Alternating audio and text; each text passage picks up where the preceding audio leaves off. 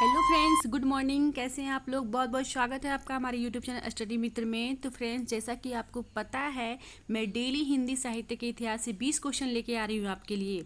इसके अलावा अगर आपको हिंदी व्याकरण पढ़ना हो या फिर आप सीटेट की तैयारी कर रहे हैं या फिर मैथ, रीजनिंग और अब तो ज्योग्राफी भी स्टार्ट होने वाला है, तो सारे सब्जेक्ट की पढ़ाई हमारे इस चैनल पे हो रही है। तो आप जल्दी से हमारे चैनल से जुड़िए और हमारे चैनल को सब्सक्राइब कीजिए।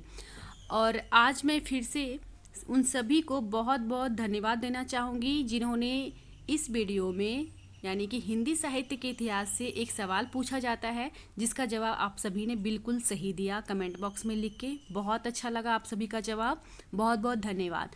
तो फ्रेंड्स, आज हम लोग जो पढ़ेंगे वो छायावाद से रिलेटेड कुछ क्वेश्चन हैं। तो चलिए आइए स्टार्ट करते हैं। पहला क्वेश्चन स्टार्ट हो जाता है कि छायावाद युग की समय सीमा बताएं। तो छायावाद युग की समय सीमा क्या है? तो आज मैं थोड़ा इसमें मेहनत की हूँ कि चार चार ऑप्शन दी हूँ, और ताकि आप लोगों के लिए भी अच्छा हो और एक तरह से इस तरह से लगे कि एग्जाम में इस टाइप का ही क्वेश्चन पूछा जाएगा और इसका सही आंसर क्या होगा। तो इसमें से चार ऑप्शन में एक आंसर सही होगा कोई भी। तो पहला सवाल स्टार्ट हो जाता है यहाँ से कि छायावाद युग की समय सीमा क्या है। तो छायावाद युग की समय सीमा क्या है? तो पहला ऑप्शन है 1918 से 1936 ईस्वी, दूसरा ऑप्शन है 1920 से 1900 ईस्वी, तीसरा है 1850 से 1900 ईस्वी, चौथा ऑप्शन है 1915 से 1926 ईस्वी। इसका सही ऑप्शन जो है ऑप्शन नंबर एक सही हो जाएगा। 1918 से 1936 ईस्वी तक की जो समय सीमा है वह छायावाद युग की समय सीमा मानी जाती है। नेक्स्ट क्वेश्चन है कि छायावाद शब्द का सर्वप्रथम प्रयोग किसने किया था? यानी कि छायावाद शब्द जो बोला गया था या प्रयोग किया गया था, तो सबसे पहले किसने किया था? तो सबसे पहले जो किया गया था, ऑप्शन देखते हैं क्या है इसका सही ऑप्शन। तो पहला ऑप्शन है महावीर प्रसाद द्विवेदी, दूसरा ऑप्शन है मैथिली शरण गुप्त, तीसरा ऑप्शन है महादेवी वर्मा, चौथा है मुटुकधर पांडे। तो यह जो छायावाद शब्द जो सबसे पहले प्रयोग किया गया था, तो इसका ऑप्शन नंबर चौथा सही हो जाएगा, मुटुकधर पांडे के द्वारा किया गया था। नेक्स्ट क्वेश्चन है कि गीति काव्य का सर्वप्रथम प्रयोग किसने किया था? तो गीति काव्य का सर्वप्रथम प्रयोग किसने किया था? तो ऑप्शन है, पहला ऑप्शन महादेवी वर्मा, दूसरा है निराला, तीसरा है लोचन प्रसाद पांडे और चौथा है प्रसाद।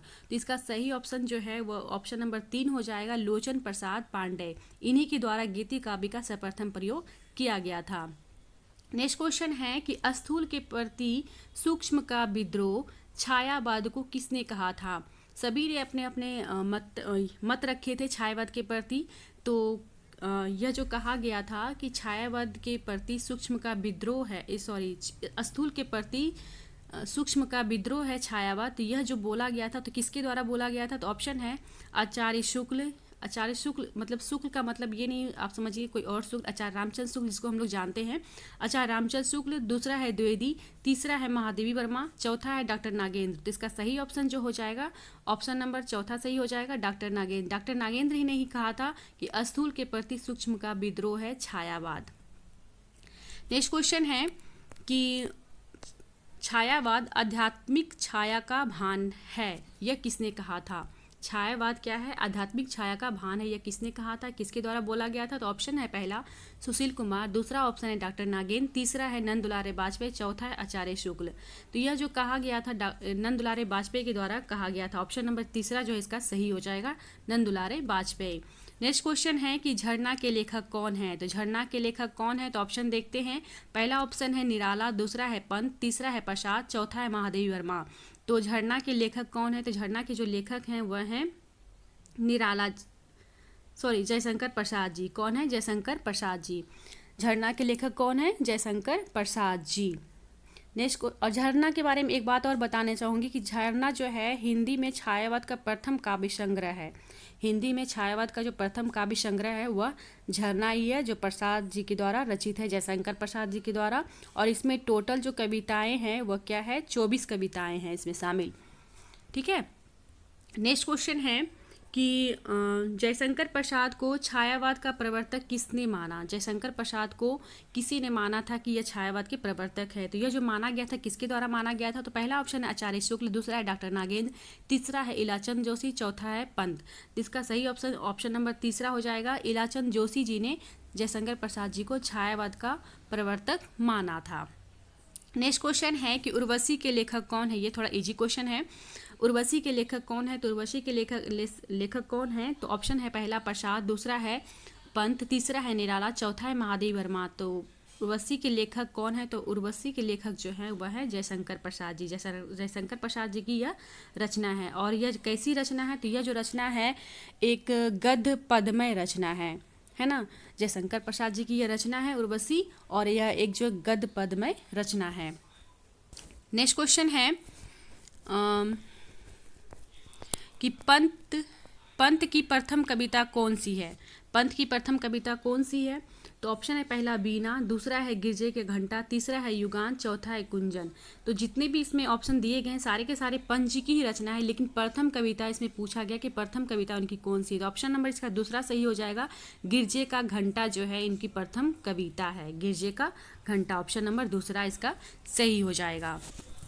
नेक्स्ट क्वेश्चन है कि पंत जी को ज्ञानपीठ पुरस्कार मिला था।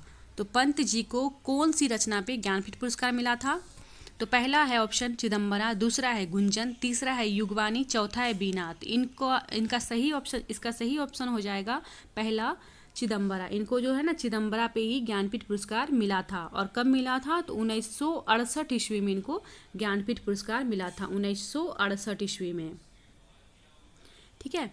नेक्स्ट क्वेश्चन है कि ओज, उदात्त और विद्रोह का कवि कौन है। ओज, उदात्त और विद्रोह का कवि किसे कहा जाता है, तो ऑप्शन है पहला निराला, दूसरा है प्रसाद, तीसरा है पंत, चौथा है गुप्त। तो ओज, उदात्त और विद्रोह का कवि जो माना गया है वह माना गया निराला जी को। इसका सही ऑप्शन क्या हो जाएगा, ऑप्शन नंबर 1 जो है वह सही हो जाएगा, निराला। नेक्स्ट क्वेश्चन है कि तुलसीदास के रचनाकार कौन है। तो तुलसीदास के रचनाकार कौन है, तो ऑप्शन है प्रसाद, दूसरा है महादेवी वर्मा, तीसरा है निराला जी, चौथा है गुप्त। तो इसका सही ऑप्शन जो हो जाएगा वह हो जाएगा निराला। निराला जो है तुलसीदास के रचनाकार माने जाते हैं। और इसमें जो है यह एक तुलसीदास जो है क्या है, यह खंड काव्य है। और इसमें जो है तुलसीदास के बारे में बताया गया है कि जब वो घर का त्याग करते हैं, यानी कि गृह त्याग जो करते हैं, उसी की घटना पे आधारित यह काव्य लिखा गया है। उसी के बारे में इस कविता में चर्चा की गई है। नेक्स्ट क्वेश्चन है कि पंत जी की मौन निमंत्रण कविता कैसी है। पंत जी की जो कविता है मौन निमंत्रण, तो वह एक कैसी कविता है, तो पहला ऑप्शन है प्रकृतिवाद, दूसरा है रहस्यवादी, तीसरा है आध्यात्मिक, चौथा है पूंजीपति। तो पंत जी की जो यह मौन निमंत्रण कविता जो है यह एक रहस्यमयी कविता इसको बोल सकते हैं, या रहस्यवादी। तो ये इसका ऑप्शन नंबर दूसरा जो है वह सही हो जाएगा, रहस्यवादी कविता है, रहस्यवादी कविता है। नेक्स्ट क्वेश्चन है कि महादेवी की रचना कौन सी है। तो महादेवी की रचना कौन सी है, ऑप्शन है पहला निहार, दूसरा है उर्वशी, तीसरा है जय भारत, चौथा है ग्राम्या। तो निहार जो है यह महादेवी वर्मा की रचना है। बाकी उर्वशी तो अभी मैंने चर्चा किया था कि उर्वशी जो है वो प्रसाद जी की रचना है। जय भारत जो है मैथिली शरण गुप्त की रचना है, और ग्राम्या जो है वह पंत जी की रचना है, और निहार जो है वह महादेवी वर्मा की रचना है। तो महादेवी वर्मा की रचना इसमें पूछा गया है, तो निहार महादेवी वर्मा की रचना है। नेक्स्ट क्वेश्चन है कि संध्या गीत में कुल कितने सर्ग हैं, गीत हैं। संध्या गीत में कुल कितने गीत हैं, तो पहला ऑप्शन है 12 गीत, दूसरा है 15 गीत, तीसरा है 20 गीत, चौथा है 45 गीत। इसका सही ऑप्शन जो हो जाएगा ऑप्शन नंबर चौथा इसका सही है। संध्या गीत जो ये रचना है यह महादेवी वर्मा की रचना है, महादेवी वर्मा की यह रचना है। ठीक है, महादेवी वर्मा की रचना है, और इसमें कितने 45 गीत शामिल हैं, 45 गीत है इसमें संध्या गीत में। नेक्स्ट क्वेश्चन है कि किस काव्य संग्रह के लिए महादेवी जी को ज्ञानपीठ पुरस्कार मिला था। तो किस काव्य संग्रह के लिए महादेवी जी को ज्ञानपीठ पुरस्कार मिला था, तो पहला ऑप्शन है यामा, दूसरा है संध्या गीत, तीसरा है निर्जा, चौथा है निहार। तो इनको जो ज्ञानपीठ पुरस्कार मिला था, यामा के लिए ज्ञानपीठ पुरस्कार मिला था। किसके लिए, यामा के लिए ज्ञानपीठ पुरस्कार मिला था। और यामा के लिए जो ज्ञानपीठ पुरस्कार मिला था, यह मिला था कब मिला था उनको, तो 1982 ईस्वी में मिला था। 1982 ईस्वी में यामा के लिए इनको ज्ञानपीठ पुरस्कार मिला था। बहुत अच्छा क्वेश्चन है, ये सब आप नोट भी करते जाइए, तो बहुत अच्छी बात है। और वीडियो पसंद आए तो लाइक भी कीजिएगा। नेक्स्ट क्वेश्चन है कि व्यर्थ हो गया जीवन में रन में हार गया, इस पंक्ति के लेखक कौन है।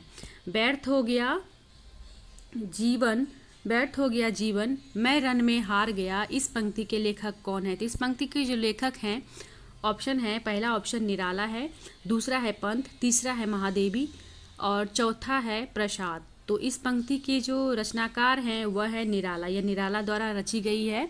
वन मेला उनकी कविता है, उन्हीं कविता से यह पंक्ति ली गई है। व्यर्थ हो गया जीवन, मैं रन में हार गया। तो इस पंक्ति के लेखक हैं निराला जी, सूर्यकांत त्रिपाठी निराला जी। नेक्स्ट क्वेश्चन है कि जयशंकर प्रसाद का जीवन काल बताएं। तो जयशंकर प्रसाद जी का जीवन काल क्या है? तो पहला ऑप्शन है 1909 से 1936 ईस्वी, दूसरा ऑप्शन है 1889 से 1937 ईस्वी, तीसरा है 1900 से 1970 ईस्वी, चौथा है 1905 से 1987 ईस्वी। तो इसका ऑप्शन नंबर दूसरा सही हो जाएगा, 1889 से 1937 ईस्वी। जयशंकर प्रसाद जी का जीवन का ये समय है, यानी कि इनका जन्म हुआ था 1889 ईस्वी में और मृत्यु हुई थी 1937 ईस्वी में। नेक्स्ट क्वेश्चन है, छायावाद के 4 स्तंभों में से कौन सम्मिलित नहीं है? छायावाद के जो है 4 स्तंभ माने गए थे, तो उसमें से इसमें ऑप्शन जो दिया गया उसमें से एक मतलब कोई जो लेखक हैं वो नहीं है। तो कौन से लेखक है? तो पहला ऑप्शन है निराला, दूसरा है जयशंकर प्रसाद, तीसरा है मुक्तिबोध और चौथा है महादेव वर्मा। तो इसका सही ऑप्शन क्या हो जाएगा? मुक्तिबोध। मुक्तिबोध जो थे यह छायावाद के 4 स्तंभों में से नहीं थे। अगर छायावाद के 4 स्तंभों की बात की जाए तो उसमें कौन कौन से कवि थे? तो प्रसाद, पंत और निराला और महादेवी वर्मा, ये लोग थे, है ना। तो यहाँ पे अगर पंत रहता तो यह सही हो जाता, है ना। ये चारों जो हैं छायावाद के 4 स्तंभ कवि माने जाते हैं। नेक्स्ट क्वेश्चन है, कामायनी का प्रकाशन वर्ष क्या है? तो कामायनी का प्रकाशन वर्ष क्या है? तो पहला ऑप्शन है सन 1920, दूसरा है सन 1925, तीसरा है सन 1930, चौथा है सन 1935। इसका सही ऑप्शन क्या हो जाएगा? ऑप्शन नंबर चौथा है सही, सन 1935 ईस्वी में कामायनी का प्रकाशन हुआ था, यही है उसका प्रकाशन वर्ष। तो ये थे आज के 20 क्वेश्चन। उम्मीद करती हूँ कि आप लोगों को बहुत अच्छा लगा होगा और इसी तरह आप लोग खूब मन लगा के पढ़िए, खूब आगे बढ़िए, बहुत अच्छा लगता है। और आप लोग जब जवाब देते हैं तो बहुत ही अच्छा लगता है कि हाँ पढ़ाई कर रहे हैं आप लोग। तो आज का सवाल है कि आपको बताना है, आज का क्वेश्चन है कि जय भारत के लेखक कौन है? आपको बताना है कि जय भारत किनकी रचना है ना। इसके लेखक का नाम बताना है आपको। पिछले वीडियो में यह बताया गया है, बिल्कुल अभी मतलब नया ही है ये क्वेश्चन। आप आसानी से जवाब इसे दे सकते हैं, कमेंट बॉक्स में लिख के इसका जवाब दीजिएगा आप लोग। इसी तरह पढ़िए खूब मन लगा के। मिलते हैं अगले वीडियो में, तब तक के लिए धन्यवाद।